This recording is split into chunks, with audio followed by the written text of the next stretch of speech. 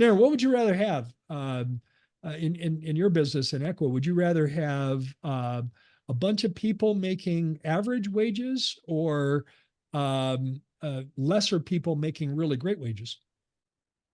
Bunch of people. You're asking me a trick question. Bunch of people making average wages or lesser people, meaning they're not up to par. No, meaning that there's fewer number of them, a fewer Oh, number making really good money. oh, good question. I would choose number option two. I would Yeah, choose door number two. yes. Yes. Yeah, door because they'll be well compensated. They'll be working harder. They'll be really striving to help you achieve your goals. Yeah, I would agree. I would Right. completely agree with that. So how do you determine? Well, there used to be formulas. I remember Linda Miles. Most of you remember the name Linda Miles. She was one of my mentors, continues to be a great friend of mine. Linda's retired now. She's in Florida, but she was one of the early pioneers in the world of practice management. And back then, Linda might give you a formula for determining that. If you're producing, you need this a number of team members for this dollar amount of production. However, all that is a very antiquated way of looking at it because there's very different styles of practices. Very different style. If you're an everyday general dentistry practice, your need for staffing might be different than if you're a general dental practice, but more of your services are geared towards high value services. Might be a little bit different. So those generic formulas don't work. So I'm going to answer it economically for you. So I think it's maybe the best way to answer it.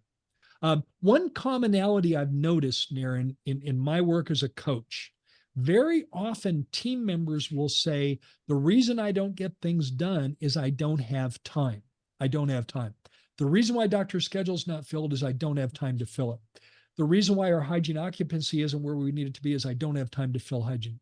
The reason why our collections aren't where they need to be, I haven't had time to work on it. Now, I would politely suggest that that's the easy excuse for it. But what's really missing in your practice is your team members understanding their number one priority. What is their number one priority? You've heard me talk about the importance of having a hygiene scheduling coordinator. While you may have multiple administrative team members, depending on the size of your practice, I recommend that one of your team members be responsible for hygiene scheduling coordinator, putting butts in the seats in hygiene. Now, that individual may have many other duties that they do, but that team member needs to know that number one priority is putting butts in hygiene. Everything else is a lower priority, and they need to understand the priority so they're always spending their time and attention on the things that produce the best impact to your practice. And it has to do with accountability, has to do with creating accountability among your team members. And I'd be very cryptic about describing your expectations to that person. Like if you were hiring a new person as a hygiene scheduling coordinator, I would say to that person, you're going to have many duties and many responsibilities. We'll go over, the office manager will go over all of those with you. But I want you to know that your number one priority is keeping hygiene filled with butts in the seats. In fact, we measure that. We call it hygiene occupancy. Hygiene occupancy. And what that means is what percent of your available hygiene appointments ended up getting filled with a butt in the seat by the end of the month. We measure that monthly. And the goal is 92% or above. And that's your number one priority. And you need to know that everything else that you do falls lower on the priority scale. And then if you were interviewing someone, I would actually use this technique. I would say, tell me in your own words what you just heard me say. Naren, I'll put you on the spot. If I was interviewing you, number one priority is this. Everything else is lower on the priority. Naren, tell me, I'm putting you on the spot. We didn't talk about this. What, in your own words, tell me what you heard me say. Yeah, I mean, I would repeat the number one priority. In other words, everything else is secondary. So this is the number one priority. And if I want to keep this job, I would make sure this number one priority is always, accomplished. I'm going to organize my workflow so that's always my number one priority. I'm going to do whatever it takes to get that job done. Right. Well, if you gave me that answer, I'm going to give you a high five and say, great, you got it. And then I'm going to make sure we're supporting that in the practice, with the right support to make that happen. I like this idea, Gary, because I think sometimes people say, "Oh, I was doing because I had to do the other thing. I didn't do this." They always Yeah. like use Well, it's like a juggling. They always use the other ones to yeah. say, "Well, And I the couldn't team do will this." often say that, and we need more help. Yeah. We need another assistant. We need another sterilization tech. We need another admin team member. The answer almost always from the team member side is we need more help.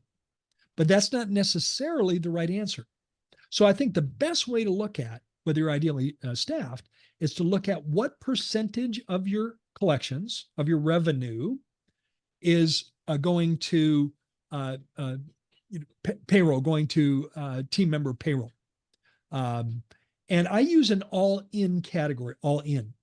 All in means that everything related to team member compensation goes into that expense category.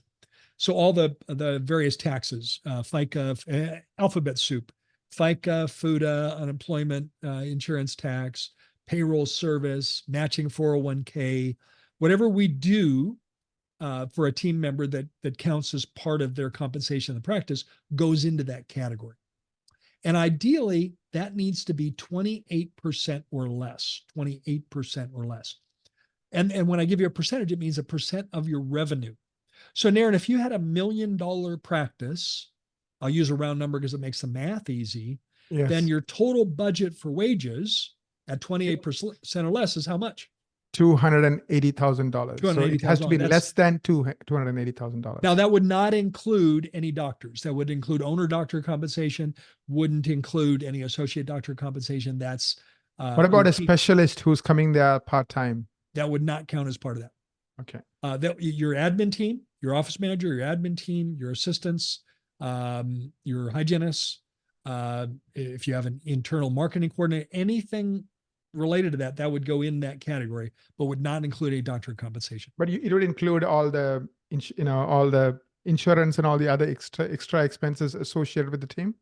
Yeah, not the associates, not the associate. I mean, with the non-doctor team.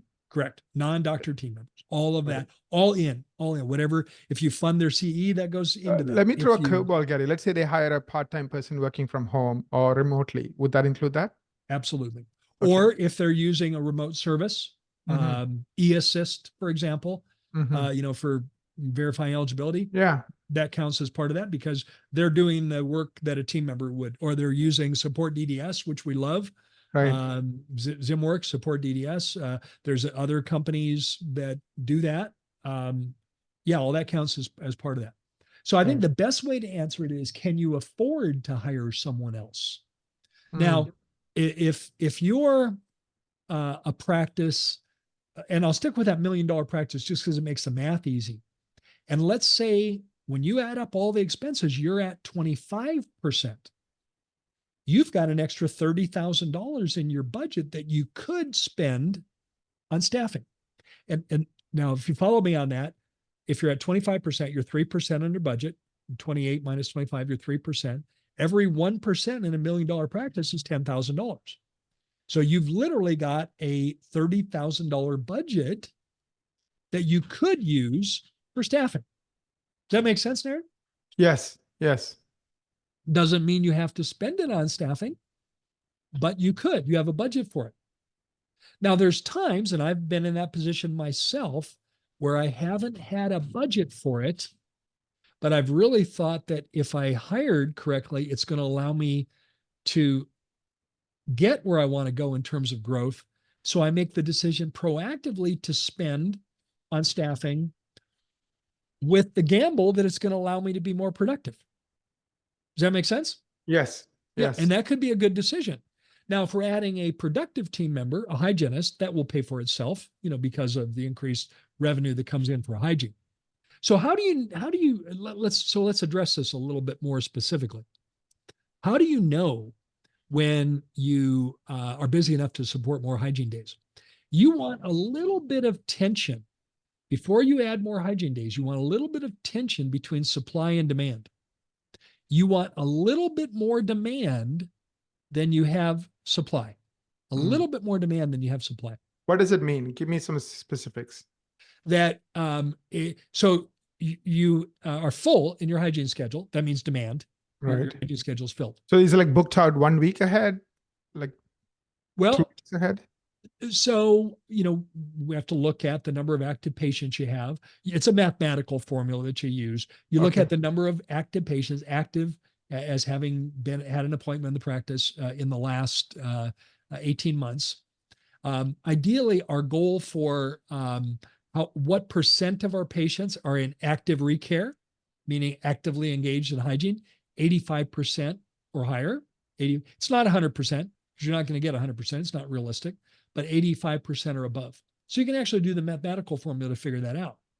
And you want a little bit more demand. So that way you have a call list, you have a waiting list. And if something opens up, you can go to that call list and fill it because otherwise they'd have to wait a little bit to get the appointment. I want to be able to see new patients within a week of that phone call. Another way to look at whether Okay. you've got the right staffing. I want to be able to see a new patient within a week. If you cannot see a new patient within a week, it would maybe be worth, depends on your practice, it would maybe be worth the gamble, and I'm using gamble playfully, to add a team member to be able to support that growth as long as your marketing is working, because that's going to help your practice thrive. So there's always a little bit of tension there. But you can make that decision proactively. So it's kind of like you can either make the right decision. In the example that you're at 25%, you've got a 3% budget.